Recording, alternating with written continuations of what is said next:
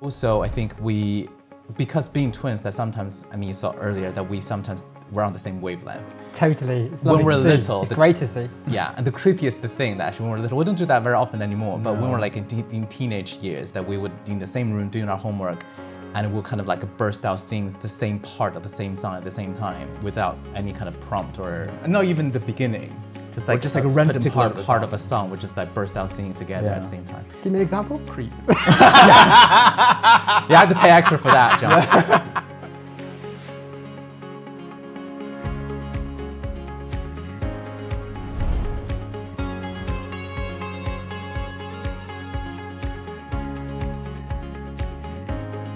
Hi everybody and welcome to FEBE Founder Stories. We're back and wow, we've got Jane and Shake from Shakeup Cosmetics. Now listen, I'm really looking forward to this story, and I'll tell you why. Because I was reading that you're one of the main missions of what you're doing is to break down the barriers on hypermasculinity. Is that correct? Absolutely. Now, you know, I would much prefer not to have a beer and a football ticket in my hand. I would rather any day. I would literally, and this is, I like walking around with your instant hydration hit. Thank you so much. I think it's in my pocket. Yes, it is. And if I want to plump up my lips a little bit as well, I go for your lovely little bit of gloss. But that's just one of a few things of the products that you have, because you very kindly sent so many to me, and I absolutely love them. And you're welcome. But let's just start with that, because I thought that was really interesting. It's about starting to challenge certain stereotypes that it's all about, you know. Oh, hey, you know, I'm a bloke, so therefore, why would I have these products? Well, that is just not the case. Explain to us why there is now such a big market for this kind of business, and tell us, you know, basically what was the moment that led you to create it? Sure. Do you want to start and I can add? Okay, yeah, I think, to be honest with you, since we were little, we never quite fitted anywhere anyway. And you know, being Chinese, growing up in the West, and then you always have that bit of a sort of trying to fit into a new environment and trying to fit into a group, and you never felt that you're actually completely fitting or completely accepted for who you are. And interestingly, now we're going back to China, they see us as foreigners, and over here, they immediately kind of thought that you're actually not from here as a first impression. And that's just how people think, right? Yeah. So we never really quite fitted it into like a mold before anyway. And then this kind of hypermasculinity sort of came from that, in a way, that we don't really fit into the kind of blueprint of what masculinity, where a man should looks like or behave like, or, you know, we do believe that actually masculinity does come in so many different forms and ways and shapes, and we just never really wanted to conform to that. I haven't seen the Eastern culture versus the West as well. You know, there's a massive difference as well. Different contexts, different societal acceptance, different levels of perception of it's very masculinity. different. It is very different. Yeah. Really? I mean, if you look at Asia, for example, the men's beauty market has been redefined in the last 5 years. Thanks to the big pop cultures like K-pop, K-beauty, BTS. K-pop's Korean, right? Korean. Yeah. So, but that wave has really very much permeated throughout the rest of Asia. So even Mongolia, there's a massive K-pop following. Mongolia? Yeah, and you know, China definitely, Taiwan, Japan. You know, all of these East Asian regions as well as Southeast Asian regions are very much influenced by this new sort of androgynous, delicate glass skin that are portrayed by the BTS, boy bands like BTS. So that context is very much the driver for men's beauty transition or transformation in Asia. In the West, the context is different. We have pop cultures like Towie, Love Island to thank, where those shows really embrace a new era of men's beauty, a new wave of male consumers they don't see looking good and feeling good as a bad trait. They actually embrace that desire to look after how they look after their skin, tanning, bronzing, working out, those kind of, vanity, what we used to be seeing as a vanity is actually now a good trait, because, people like to feel good, they like to look good. There's nothing wrong with that. So I think for us, men's beauty has always been talked about for the last, let's say, 10 years. Beauty industry has always said, men's beauty is going to explode, it's going to explode every single year. It never really quite done that until recently. I think that's because the usage of cosmetics is massively, is getting more popular. the attitudes are markedly changing. You know, a lot. Of As people you're see- really seeing a seismic shift in that. are you? 'Cause Absolutely. Yeah. Yeah. Really Absolutely. good for business. I think Absolutely, when we yeah. started the brand, we wanted to be that first, sort of have that first entry advantage because we wanted to be on the cusp of something big. So you wanted to sort of get in there early. So we kind of seeing that trend starts to kind of really shifting, and as opposed to we're seeing the sign of that exploding.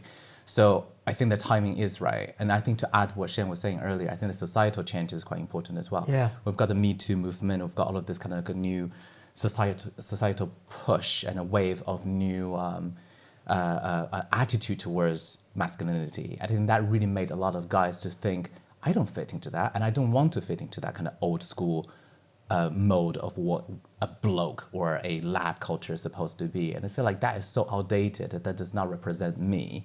And that really kind of pushes a lot of guys to break the mold and trying to be themselves, express themselves in a different way. Yeah. So I think we're really kind of like, it's a quite a multifaceted movement, if you like, to really push this category forward. Yeah, it is interesting though, because when I was on the train having a bit of a hit, people having a bit of a boost, Yeah. absolutely. I think as a bloke doing that, some people, I did get the attention of one person who was watching me having a little rub. So Yeah. you can tell there's seismic shifts, but it's still something that I think is.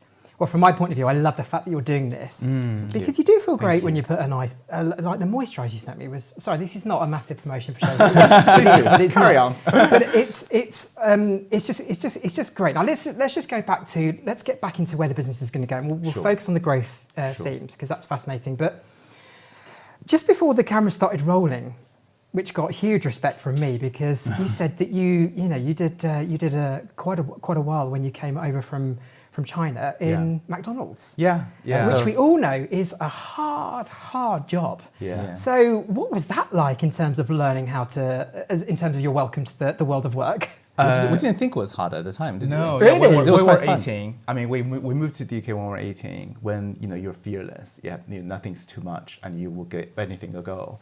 And for us, we arrived in the UK. We never really stepped foot in Europe ever before. Got here 2 weeks later. We actually got a job at McDonald's because they were just opening up a new one in Bath. Where we came to Bath and stayed ever since, right? So very lucky to call Bath our home. And it started 2 weeks after we arrived in this country. Made some new friends, and I think one thing we've really learned from that was just how important hard work is. Yeah. And once you've done that, nothing is ever too hard, because you really see the kind of the hard grind of getting something done and getting paid on a weekly basis for something you've really worked hard for.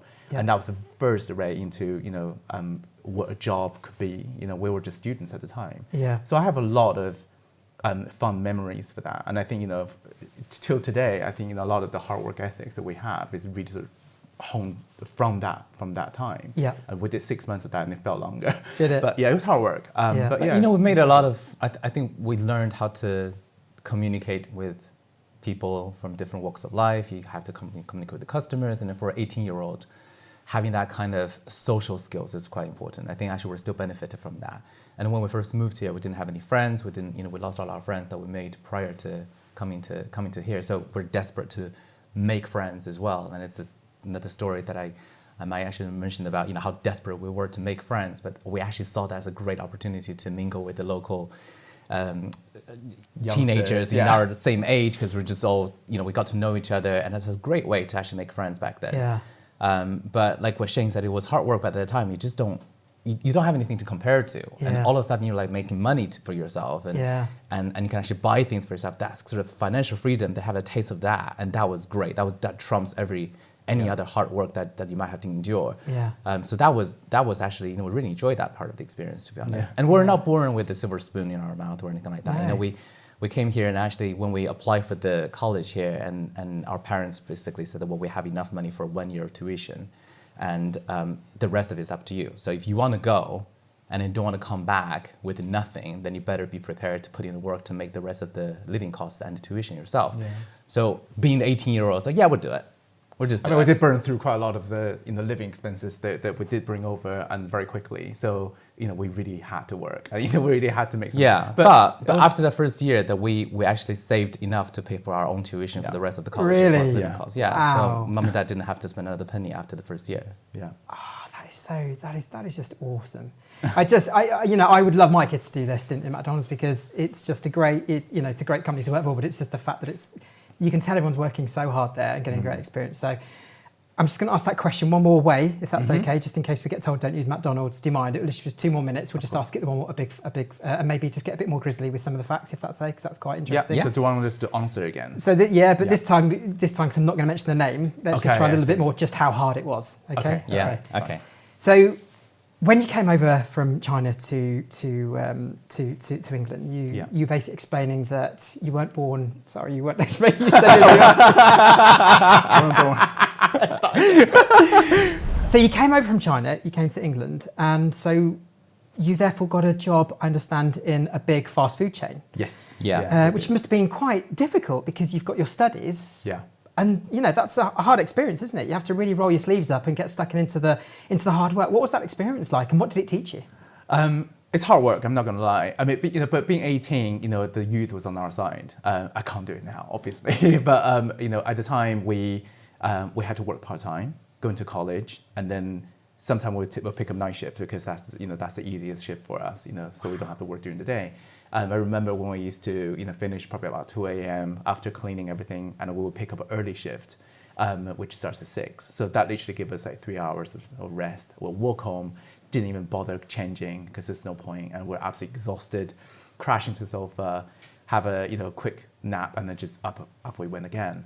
But at the time we had that kind of adrenaline, and actually the motivation of earning something and actually living on the money that we make by doing hard work. That was really, really rewarding. You found that really empowering, did you? Yes, Yeah. absolutely. Yeah, And I think that was the first taste of actually sort of, I wouldn't say entrepreneurship, but it's the first taste of actually hard work equals to reward. Well, isn't hard work a massive part of entrepreneurship? Oh, absolutely. Yeah, I mean, absolutely. It seems to me that's the two go completely hand in hand. Yeah. And you learned work ethics does actually equals to, the harder you work, then the more that you can actually sort of reward, and you're getting rewards. And it was hard, but you don't think about that at that time. No. When you're 18, you have nothing to lose, and you've got all the energy in the world. And that was your first job. We made a lot of friends as well because they're all our age, living locally, and we're having a great time. So I think like Shane said, now you compare to other jobs that you can do now, then you wouldn't go back to that. But actually, I do look at that part of our growing up with fond memories, and I would never shy away from telling people about that part of their experience. We'll never change it. Really? Yeah. Well, hats off, because it sounded like it was a baptism of fire when you arrived here in terms of just studying, working hard, making your own money. You don't come from like massively rich backgrounds, right? No. You have to make your money to therefore be able to do to pursue your dreams over here, right? Yeah, I mean, our family, we were never like extremely well off, and and we were, we came here with big bag full of dreams, and our parents are very liberal and they're very open to accepting our vision, our dream, and our desire to create our life the way we wanted. So we have a lot to thank to our parents for that. But when we first got here, we had 1 year of tuition. The rest of it was down to us. Our parents are basically saying you better be ready to work hard, and and that's another reason why I guess we didn't feel it was hard work, because that was the drive behind it. We were on a mission. We were supposed to achieve this, and it's the same as entrepreneurship, I suppose. It is really hard work, right? We all relate to that. But because you've got the passion, you've got the drive, it's not hard work. Yes. You're willing to put in the hard work. You never complain because there's nothing to complain about. Yeah. You are driving towards something that you want. Yeah. So at the time, it was pretty much, I draw a parallel there because it was, we had no choice. And, that was the goal, and we enjoyed the rewards, and we enjoyed the process. So, yeah.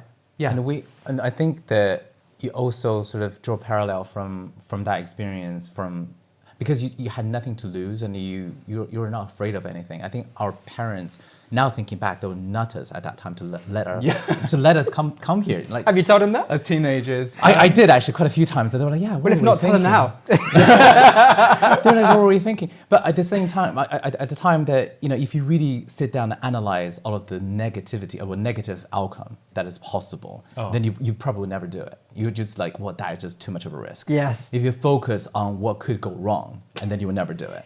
And what we did was that we're focusing on what could go right. And if this thing really does work out the way that we plan it to, then our life will be completely changed. Yes. And, you know, I think that excitement trumps anything else. And at the time, we didn't have a mortgage, we didn't have anything else to lose. We just said, let's just give this a go. You know, like, what's the worst that could happen? Yeah. Well, quite bad, but obviously we didn't think about that. You just, you know, you're fearless. You're just fearless at that time. I think now I wish, you know, in business, we could actually have a little bit more of that back, because The fearlessness. Yeah, Yeah. the fearlessness. I mean, I'm not saying that it'd be reckless, but, you know, take the calculated risk and do go for it, you know, to follow your instinct and follow your guts. And that does count for quite a lot in business. Yeah. Let's now start to look at what you're achieving with Shakeup Cosmetics. Huge congratulations for being in the watch list. Thank you very much. Thank you When so much. we were, It's such an honor as well. Well, Thank you. we're so excited to have you in. You know, when we were looking at the businesses and really thinking about who we wanted in the watch list, there's some great things that really caught our eye with your business. It was the brands that you're being stocked by. Great. Obviously, you've gone and cracked the million turnover, so you're now really starting to get major traction. Yeah. You're going global. Tell us about where Shakeup is going at the moment, and what is it that's. Before we get into, let's not get too caught up in what scares you. But let's face it, there's always some challenges with growth. Of Yeah. course. But yeah, tell us what's happening there with Shakeup. We're going really from strength to strength, and you know what's really most exciting for me is the team that's being built within what feels like just 5 minutes, driven by the growth that we enjoyed during the pandemic, actually. And I think we have so much to thank our international strategy. Yep. And you mentioned about the launch recently, and I think, you know, for us, we've always The launch in known- Australia. Yes, we're launching Yep. Australia recently, but that's following the really big success we had in China when we launched in 2020. That very much was the engine for the big growth in the last Really? 18 months. For us, right from the outset, we knew the Shakeup was going to be a global brand, because the market, yes, in the UK is growing, but like you said earlier, John, there's still a stigma around men's beauty, men's cosmetics. So we knew the market alone in the UK is not big enough for the ambitions that we had for the brand. And also knowing what Asia is really leading the way, you know, in this beauty space, and we being British Chinese and having the language skills and the cultural advantage, it would be a shame not to take advantage of that. That's one hell of an advantage, isn't it? Hugely. Hugely. Hugely. Yeah. And I think that for us, right from the start, we knew the export market is going to be leading the growth. And so far, that really has become the saving grace, because pandemic really throw a big spanner in the works. We launched in 2019, late 2019, and we're launching to Harvey Nichols across the country, and we're super excited about that. It was a major listing for us. Really Harvey great for the brand. Nichols? Yes. Yeah. I mean, come That's our on. first We were, retailer. yeah, and that was following winning the top 5 spot of the next British beauty brand competition hosted by British Beauty Council. So we hadn't even launched at that point. So really great momentum, and we did a PR tour all around the country with Harvey Nichols, training the staff. Spend the whole day talking to customers in every Was it an single store. experience? Loved it. It was great. I Yeah, loved it was it. great, Yeah. yeah. But Big up Harvey Nichols. What was it Absolutely. about the experience that you loved the most about it? talking to customers, getting feedback on what they thought about our range. That's Yeah, because part of the reason why we want to create this brand is to democratize men's beauty. We don't want the men's beauty to be talked about only on the dark web somewhere. That you can Yeah. only go to a certain forum to talk about men's skincare. I mean, that's what we want to break away from. We want it to be on the mainstream platform. That takes the shape of a national, reputable retailer to buy into your belief. And Harvey Nichols, at the time, we just couldn't think of a better platform for our brand to be launching onto. Yeah. So, and talking to customers and really get their feedback firsthand, and just to seeing how excited some of those customers actually finally have a choice that they can actually use those products to make themselves feel great. Because it is all about how you feel when you're using the products. It's not just about how you look and the aesthetic and everything else. It is, skincare is self-care. It is all about your confidence boost. It's about your mental health, and that goes a lot deeper than skin deep. Actually, Yeah. So that's cliche, but that really is true. You're in complete harmony then. That was so I know, beautiful right? to see. Oh, that happens a lot. You Does get it? used to it. Oh, yeah. It's like you anticipated that word was coming. It's a twin Yeah, thing. you get used to that. So I think that was great. But for anyone who launched a new business, going into business in the last 2 years, we take our hat off to you guys, because there was no worse time to launch a new business with a pandemic, Yeah. with the war in Ukraine. Oh, You name gosh, it. yeah. You name it. And it just, And it's the uncertainty and it's the constant curveballs, yeah. constant curveballs, logistical challenges and Yeah. everything else. And just when you think things are actually getting better, there's a massive boat that's got stuck in a canal somewhere that actually all your stuff are delayed. You're just like, well, Did that what else impact are you going to at be? all? Luckily not. No. Well, yeah, you say that, but actually our suppliers, obviously, they were really supporting us, but I'm sure that they were scrambling to There's find some the raw resources to make sure materials, that we're not delayed. Let's just take me to Australia. Yeah. I'm interested by Australia because we're talking about challenging the stereotype. Mm-hmm. Correct me if I'm wrong, and I'm usually more wrong than I am right. But my understanding with the Australian culture is it is more hyper-masculine. So that's an interesting country to have gone into. Explain what was the rationale, the thinking behind hitting Australia? I mean, And am I wrong? Have I got the wrong kind of? I think a lot of people got it wrong. Really? Yeah, I think you will be very pleasantly surprised. Really? We were, Yeah. I mean, we were. went into every market we go into with open mind because, for a country that we don't understand. I mean, I personally, I've never been there before. Shane's been there once on holiday, Yeah. so you can hardly claim that you understand the culture and the consumer behavior. But for any market, we have to go in with open mind and then talk to the partners on the ground, and then they will tell you whether there's a need or potential Got or it. not, right? Right. Yeah. So, and again, with Australia, due to COVID and travel restrictions, we never met our partner, who's just amazing. We absolutely love our partners. Every partner, that we're just lucked out with our partners that Yeah. we managed to find.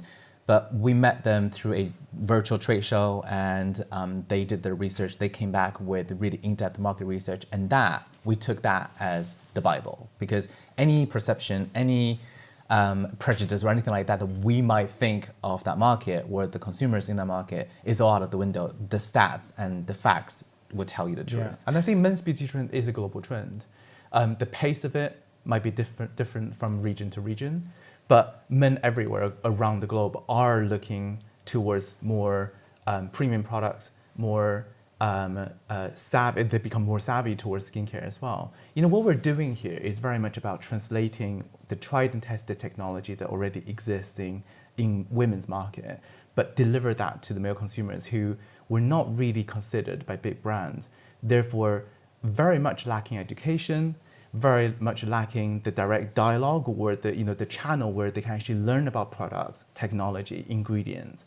So serving that, what's already been tried and tested, but package that in a way that men are, they feel comfortable to accept and to try. That's really what we're about. Yeah. So Australia is no different to anywhere else. Yeah. When we had that launch event, in So Australia. it's not all hyper-masculine then, is it? No, yeah. I mean, to be fair, so at the PR event in Sydney, which our distributor on the ground has done a fantastic job at, they've invited so many celebrities and influencers, and we had a makeup artist there trying to shade match for all of the male attendees. At the beginning, people were quite reluctant, and then once you have one person said, "Okay, I'm going to try that," before you know it, there's a queue. Yeah, like, do me. I want to There's try a it, queue, yeah. and the event lasted 1 hour and a half longer than they're Is this supposed the to. footage you showed on LinkedIn? Yeah. Yeah. It looked like it was rocking. It was Yeah, amazing. it was I great. It so was a wish great we could be turnout. there. Yeah. Oh, you couldn't be there? No, well, we're traveling there in November. Okay, well, lovely. So so making 2 trips might be just a bit too much. And also this was a little bit short notice as well for us. In terms of funding, obviously, that's always an interesting dynamic Yeah. for many businesses, and Cash is especially king. when you're talking big growth like you are, big ambitions, big things to go at. You got a fantastic investor in Sally Preston, who created Kittylicious. Yeah. Yeah. Yeah, we know Sally, she's absolutely great. So what does that look like next? How are you going to basically fund the next chapter of growth? Have you, have you now got to get into the forever now, getting more funding in, or? We're always on the lookout. I think for us it's very much important. It's very important for us to have a vision and also look a few steps ahead. Right now, I think the market is quite uncertain. With a lot of geopolitical issues going on, and also the overall market trading condition is very challenging for everyone. So I think raising money right now isn't necessarily the best time. Yeah. Although there might still be investors out there that are interested in investing in challenger brands or fast-growing brands like us. Yes. Right now we're relatively comfortable. I wouldn't say we're flush with cash. One of the things that Jake said earlier, when we the reason why China was such a big part of the business is because when we decided China was the focus, we pulled everything back because we were, we have limited budget. We went cold turkey on Facebook ads PPC on the. I mean, You we do? went Yeah, in order to launch in China. on every channel. Yeah, because China is a very expensive. I mean, it's a lucrative market, but it's also a very expensive market. Yeah. People need to enter Chinese market with very real expectations, and we knew that from day one. So for us, it's very much about spending money where it counts, where it matters, and really not waste any money. Yeah. So funding is always going to be important for every single business, especially growing. Thankfully, we had that engine that was China driving our growth so far. Yeah. On the foundation of the seed funding that we received from Sally and Neil. And actually, besides the money that we received, we had so much advice from those two, people that we really looked up to for a long time. They were our clients when we were running our agency. Really? So that's how we knew. Yeah. So, That's So in our right. previous business life, we had an agency, and then they were our clients. Yeah. And then the timing is a very interesting. an thing. agency that focused in. So our agency was a creative agency. Okay. And also So that'll help with what you're doing then. That's our bag. And Yeah. we work with a lot of FMCG brands, including Kiddelicious, but also the vast majority of our clients at the end of the agency was actually a lot of beauty brands. So we were the lead agents for Soap and Glory, Burt's Bees. So we work with Boots quite a lot as well. So that's really the beauty background. Marketing is very much of our beauty background. That's why you become an entrepreneur. It's about the independence and the freedom. Absolutely. Yeah, and we're open to their advice as well, because we have this mutual respect that we know that they know what they're talking about in the subject that they know best. Yeah. And they also trust us, our opinion in the area that they don't know anything about. Yes. So I think you've got to have that mutual understanding. And I think a lot of founders make the mistake of actually they know best, that's their business, and investors almost kind of being seen as Put the money down. yeah, and reluctantly having to comply. Whereas, really luckily that we don't have that relationship with our investor. Yeah, I think we lucked out on that. I mean, Yeah. we never had to go through the fundraising headache because it just somehow happened. We told them about the idea. They just recently exited from their business, and actually they decided they're going to invest after the second meeting, right? That we had. Really? Yeah. Yeah, we so showed them the they just protocol. They got didn't it. even make you sweat for it. You had to. It's relatively okay. I Was know, it? right? They just got it. It's a good job you got the products if you had sweated to take that away. Yeah. The dynamic between you two, you look like. I mean, you're brothers, but Yeah. that doesn't necessarily always equate to harmony, does it? But No. how do you guys get on, and how do you split the kind of roles between you in the business? So I mean, first question: how do we you get never on? had a formal arrangement in terms of who is in charge of what. I think we being never twins- had like falling out, Yeah. and I don't think we ever will over business because that's just too costly, and we both know that. doesn't help anyone. But I think being Too costly. twins does help because Yeah. you do have that extra layer of trust within each other. Yes. That I mean, going to the business with a partner, you probably know this as well, is so difficult to choose the right partner that you can trust 100%. And right from Well, mine's day my one- wife.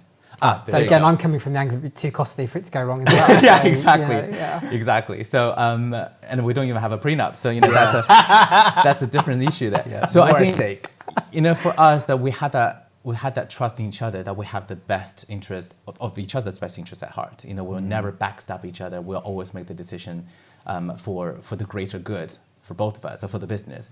And also, I think because being twins, that sometimes, I mean, you saw earlier that we're on the same wavelength. Totally. It's When lovely we're to see. little, It's the- great to see. Yeah, and the creepiest thing that actually when we were little, we don't do that very often anymore, but when we No. were like in teenage years, that we would be in the same room doing our homework, and we'll kind of like burst out sings the same part of the same song at the same time without any kind of prompt or And not even the beginning. just Or like just like a random particular part of a song. we just like burst out singing together Yeah. at the same time. Give me an example. Creep.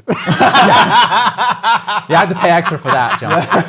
I think that translates to now that actually a lot of the decisions that we make, we are already on the same wavelength, and it saves a lot of time to Yeah. argue back and forth. We do And- have complementing skills. I think, if you compare the two of us, I think Jake's a bit more pushy and a bit more daring, whereas I'm more logical and ring back a bit. And I think that's Really? really important. We Yeah. have Always that. good to have that balance. dynamic, isn't Yeah. it? Yeah. Yeah. But at the same time, we're also very similar. Sometimes that's when Sally and Neil came in, because they would be the kind of the logical voice sometimes when we are both a bit pushing a bit further and a bit faster, and actually without thinking logically about the consequences. Or vice versa. When Yeah, we're or actually vice being versa. too conservative, they'll Yeah. be like, guys, we've been there before, go for it. Yeah. Really? Yeah. Okay, so it goes the other way. Yeah, Yeah, and Jake yeah, and I, absolutely. one of the biggest flaws we have is that we don't celebrate enough, and and we always like, right, that's done. What's next? But actually, celebrating little wins is so important, especially now we have a team. Yeah, whereas Saturday you have Saturday champagne on tap. day, So. yeah. That's exactly what Paul and Johnny said from Dr. Pawpaw. So Ah. they're a married couple, and they said that's been I a watched big, that episode. That's Yeah. been a big shift with them in terms of celebrating what they've done. You know, Yeah. at the end of the day, the end of the week, at the end of the month, whatever. Let's celebrate what we've done together, because you Yeah. can be too critical, Yeah. or a little bit too down in the dumps in terms of, oh, we want to go quicker, we want to go faster. So that's interesting to hear that does work. Celebrating the great things Yeah. as well. Yeah. Absolutely. I think you've got to, We try right? now. Because Don't this we? journey is so difficult, and nobody's, 90% of this probably unpleasant, and only 10% of it is glorious. But that 10% is super glorious. But unfortunately, that's what. That's super glorious. Super it is, isn't it? glorious. Yeah. But I think that's what a lot of people see from the outside, and they kind of presume that your 100% of your time being an entrepreneur is like that. It really isn't. So if you don't celebrate that 10% and to sort of charge up your bank of your battery of energy from these kind of wins, you're never going to have the enough energy to deal with the 90% that you have to. I would really- say it's 10% super glorious and 90% super shit. Yeah, there's nothing in between. It's not really. You're right. Not a happy medium. Yeah, It's- yeah. Yeah. There's no 9 to 5. You go to work and just have a normal day. No. Yeah, doesn't Yeah, you're exist. right. You're right. Yeah. Yeah. What, just before we move on from that bit, what about if there really is though a point that is a sticking point? Oh, we will argue. Yeah. I mean, and we So often do. The team will tell you because they'll just go quiet. Which is not great. I mean, we It's shouldn't really do not that. great. We should stop doing that. Yeah. But yeah, I mean, we do argue. I mean, there's not, we don't agree on everything. But if there is argument, we will always present our own side of the logics, and then we will come to a conclusion. And sometimes we'll consult with advisors and board, and that's why the board is there, right? So, but at the end of the day, I think knowing that whatever we each decide we want to do, or our own viewpoint, is always for the greater good of the business. That sets a really good tone, because then you can have a very logical conversation. There's no emotions in there. There's no personal interest in there. So that's really important. I don't think we have arguments. I mean, I heard this terms, I can't remember where actually. I mean, we call it a fierce conversation rather than argument. So Fierce I think, conversation. yeah, because when you're actually having arguments, you're basically having two different agenda, and you're actually trying to argue your own point and trying to convert the other people or trying to change their mind.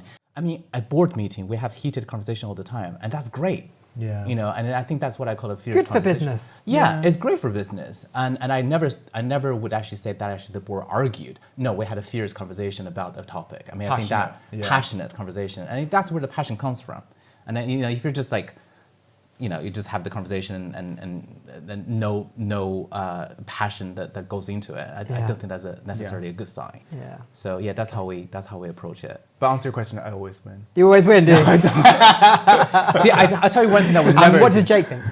One thing I never do is that we never agree to disagree, because when we say Really? when you say Oh, no. agree to disagree, that means both of you gave up. I mean, I think that you have to come to an outcome, otherwise the time that you spend to So argue that's really, so is never wasted. agree to disagree. No, we never agree to Yeah, disagree. you will have to agree on something. Yeah, because it's Interesting. wasted. Yeah. So you mentioned about the team Yeah. that you've built, and you seem really proud, Yeah. having built up a great tribe of people that are all on the same journey together. How do you motivate and incentivize people to be on that journey with you? Because obviously replicating the same excitement and passion that a founder has is a challenge. Yeah. As you start to grow the family. How are you achieving that? I mean, we believe that we always hire people that's better than us, right? Again, I love quotes. You probably have actually gathered this. I mean, when someone actually said that if you hire people who's bigger than you, you will build a giant. Because I think that is the way to build a business. And we're so confident and so happy with our team, and that everyone really just chipping, and that they know that we're all working towards the same goal.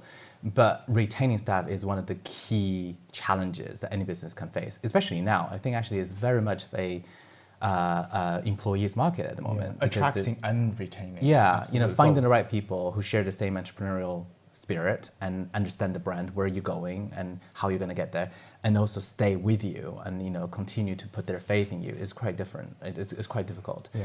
So we do believe that you have to give them extra than just good pay, perks and stuff like that. We actually really want to physically get their skin in the game. And so what's lovely about what you're describing is you therefore built a team of entrepreneurs. Oh, absolutely. Yeah. Because everybody is committed to the business and thinking about, right, how do we build this together? But ultimately, for myself as well, how do I make sure that this business is in the best shape possible? Yeah, Yeah. absolutely. And we also know that in the beauty industry, achieving organic growth it's very, very difficult. You know, at one point in the journey, you have to make that shift, you know, in order to take the business to the next level. And Jake and I were very self-critical. I think, you know, a lot of entrepreneurs share that. You know, I constantly feel the imposter syndrome. I constantly feel I'm inadequate. I'm glad you say that. I'm crippled by it every day. Absolutely. Painfully aware of our weaknesses. So we put everybody on camera. Yeah, exactly. Inside I'm screaming, John. But, you know, because of that self-awareness, we know our weaknesses, and, you know, we constantly tell each other. I mean, of course, like, we're twin brothers, we have no guard, and we tell each other the flaws all the time, and without any, you know, garnish on it. But, you know, and also at the same time, we know that we're not the right people to take it all the way, because we're lacking some of that, you know, skills. Ask that, yeah. And, you know, we're not come from the right background. We know that. We don't know everything. And also financially, in order to take this brand to an international brand, that's going to require a lot. It's difficult, isn't it? Yeah. Some people just really find that difficult to go from the rookie founder to then all of a sudden with a big team. Yeah. And the business dynamic has changed. It's a lot harder. It's a difficult one to do. And you're recognizing that maybe, who knows, but you might have to bring in somebody else or totally. Yeah. I think it's how you look at the business as a whole, right? I mean, again, you know, we're not great at planning, but actually what we did right with this business compared to the previous business is that we went into this business with a more of a holistic view on what we're trying to build here. And actually someone used to say that actually, you know, if you're a businessman or an entrepreneur, you're basically three personalities, right? I mean, you're the entrepreneur, you're the manager, and you're the technician. The entrepreneur is the one that's really pushing forward, and the manager is the one that's like, wait a minute, let's keep this in the boxes. Let's not, you know, let's keep it organized. And the technician is the person who's really doing the work. And I think with the agency, we were designers by trade. Our background were design, so we created the design agency. Now looking back, we didn't create a business. We created a job for ourselves. You know, you created the commodities and then trying to build that as a business, trying to sell that to your clients.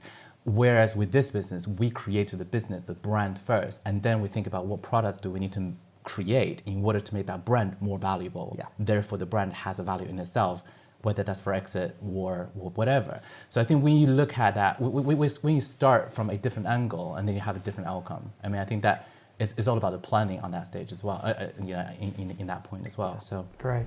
Loved. I mean, I've been talking to Jake predominantly getting this set up. It's been so lovely to speak to you as well, Shane, but to meet you guys in person, you know, you've sent me some lovely goodies which I'm addicted to. Great. I love what you're doing with the business. Thank you. So much potential here, isn't there? Thank you. For this to be huge, and it will be huge. hope right? so. we hope Yeah. so. And once again, we're so proud to have you on our watch list, and thank you so much for coming all the way from Bath today. Love chatting with you, and we wish you all the very best. Thank you so much. Thank It's you been so much such for a having pleasure. us. Thank you Yeah, very much for thank having Thank you, us. John.